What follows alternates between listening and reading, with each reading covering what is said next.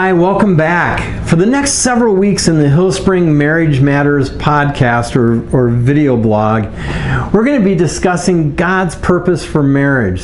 So, why would we spend time understanding God's purpose for marriage, you might ask? And I think the answer is this. Because if we can come into alignment with God's purpose for marriage, it helps us change our perspective and point of view of marriage.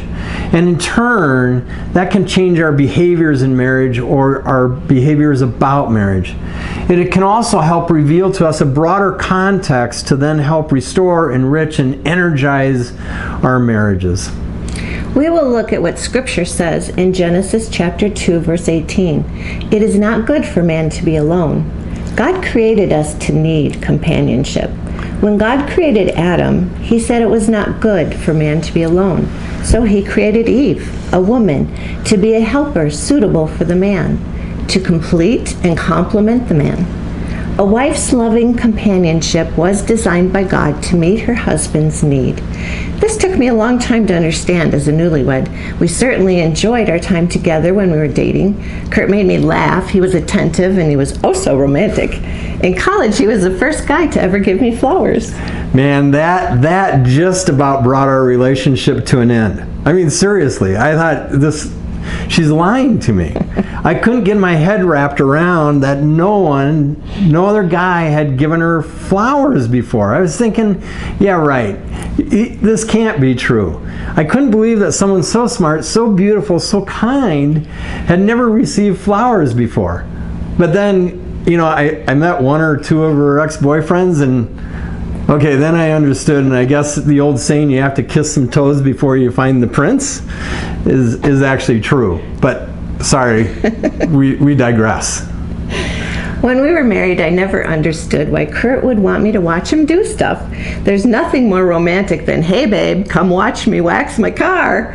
Or, hey honey, I'm going to split some wood. Want to come with me? Ladies, here's the biblical truth. Men need and crave companionship. That's one of the ways they connect emotionally. Where women can get together and immediately start to share their emotions and feelings, men need to feel companionship first. It's interesting because one of the books that had a really profound and impactful impact on our, that was redundant, but on our marriage was a book called His Needs, Her Needs. And what it is it describes the top 5 needs of a man in marriage, or the husband, and then the top 5 needs of the wife. But one of the top needs of a man is companionship. And so companionship with Lori has always made me feel more connected to her. We enjoy things like cross-country skiing and hiking and golfing, camping, and a number of other things. But when we're doing those things, those are the times I feel most comfortable talking and sharing how I was doing.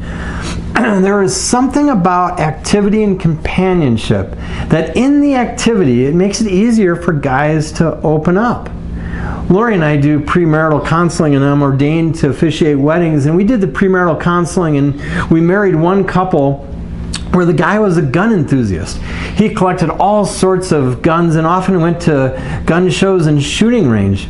Before they got married, while they were engaged, he bought her a pink AR-15 because, well, what woman doesn't want a pink AR-15? But that was his way. That was his way of saying, I want companionship in an area that I have passion around.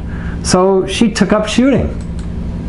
And guys, if you want companionship, then also consider taking an interest in what your wife likes to do. I love gardening, and especially in the spring, I love to go to the various greenhouses and just look at the flowers and the plant arrangements. I could spend an hour just smelling, touching, and enjoying the wonderful colors of the various plants. Initially, Kurt would want to be in and out in 5 minutes, but because he craved my companionship, he just would enjoy his time with me while I lingered, taking my time looking at the various works of God's creation. You know that you might want to ask him someday about seashell collecting and rock hunting. Yeah, don't. That's a Dr. Phil show just waiting to happen.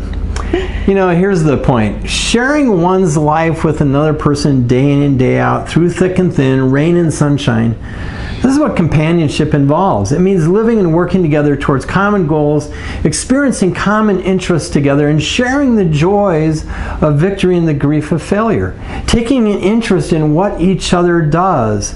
And then mixed in with all this is the fact that in marriage, husbands and wives have different personalities, different roles, different schedules, and engage in different activities each day. Being good companions doesn't necessarily mean we need to be constantly next to each other and in each other's hair. In fact, these differences add to the richness of the relationship. I need Lori's companionship because she brings stuff to the table that I just don't have. So do I need it all the time? No. I like to be alone in my shop tinkering, but I am so grateful that Lori wants to be with me and in companionship with me. I appreciate when we're doing something together. It's in those moments that I can feel a bit more vulnerable and open up. It's hard for me just to sit on a couch when Lori says, "Can we talk?" Oh my gosh, no. "Can we go golfing? Hey, I have an idea. Come watch me wax my car." Just like a garden which needs regular tending and watering, so our relationship with our spouse needs to be tended and cultivated in order to grow. This requires time, effort, and energy. It doesn't just happen.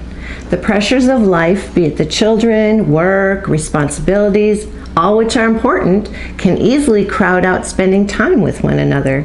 We might think, well, tomorrow, or next week, or even next year, but there will always be something else if a priority is not made of nurturing your relationship. Companionship is a critical way to cultivate and grow your marriage relationship. Yeah, so here we want to give you some tips. We want to give you tips to become better companions. First, find ways to bond. Find ways to bond, meaning share unique and different experiences that create a bond with each other, create a memory. So instead of sitting around watching TV or sitting in your chairs, looking at your phone and doing it separately but yet in the same room, do something together that you haven't done with anyone else. Go to the Henderson Roll-In on Tuesday nights and check out the classic cars. Costs nothing, lots of fun. You could go play golf together. What? You've never golfed?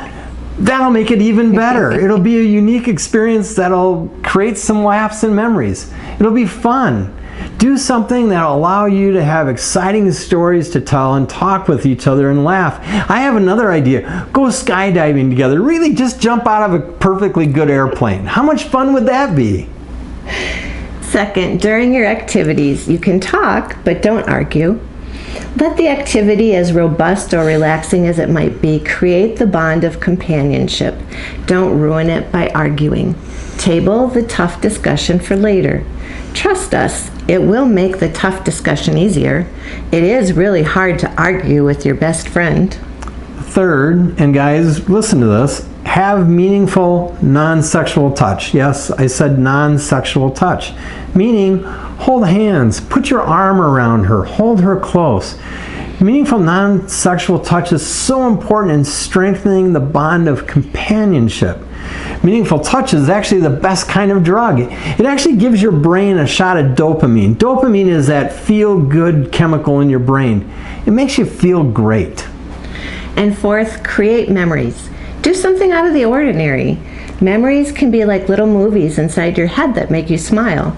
When those memories include your mate, they'll be even more special for you.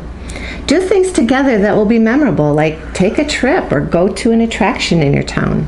And take plenty of pictures too, so you can reflect on them later. Yeah, so hopefully those tips made sense. Just test yourselves. Are you really creating an intentional companionship? What are you doing on a weekly basis to build companionship? Is it just getting groceries? Gosh, think of something new. Well, unless groceries is your thing. Try to be weekly in companionship. Be intentional and see how your marriage will grow.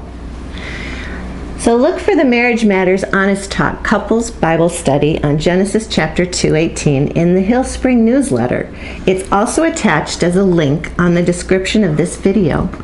If you have ideas for topics that you would like us to cover, or you have questions that you would like answered regarding marriage, please shoot us an email at hillspringmarriagematters@gmail.com. hillspringmarriagemasters@gmail.com. Yeah, so Hillspring Marriage Matters, all one word, at gmail.com. We'd love to hear from you. And so thanks for joining us today in this marriage journey, because marriage matters.